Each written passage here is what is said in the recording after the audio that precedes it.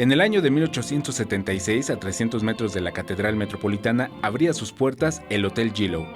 Desde entonces recibe huéspedes en el corazón de la capital, muy cerca del Zócalo y a una cuadra de la más concurrida y comercial de las calles peatonales del centro histórico, la calle de Madero.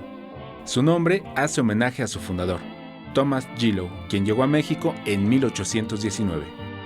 Él era un empresario, un relojero de origen inglés que nació en el puerto de Liverpool, que había venido a América primero a la ciudad de Nueva York.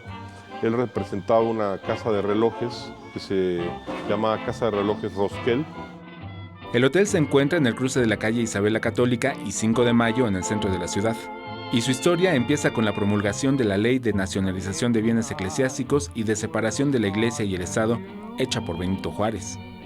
Como saben, cuando vienen las leyes de reforma, muchos de los inmuebles y muchos de los conventos que existían en nuestra ciudad fueron derruidos. Entonces, en esa época, el convento que yo pienso que llegaba cerca de la calle de Tacuba fue demolido y quedó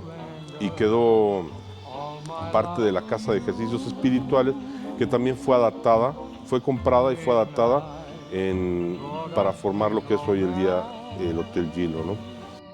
En los años 30 del siglo XX se le aumentaron 3 pisos más y el interior fue rediseñado con motivos Art Deco, de los que quedan detalles muy interesantes como la escalera, hecha de granito de color negro, y la herrería con pasamanos de bronce.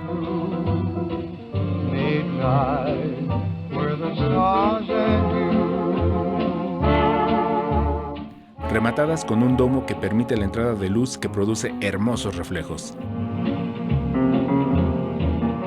Además, la entrada del lobby nos recuerda las construcciones estilo Chicago de la época y fue sede de las primeras proyecciones de cine. Tuvo uno de sus primeros cines de mudos de los hermanos Lumière en los bajos del Hotel Gillow, lo que es ahora la cochera del hotel. El hotel cuenta con 103 habitaciones y una suite nupcial equipada con jacuzzi, cama queen size, y por su ubicación se ha convertido en el sitio favorito de grandes personalidades. Ríos estuvo más de 100 veces con nosotros. Este era su hotel preferido. Cada presentación de libros que venía, él se hospedaba aquí.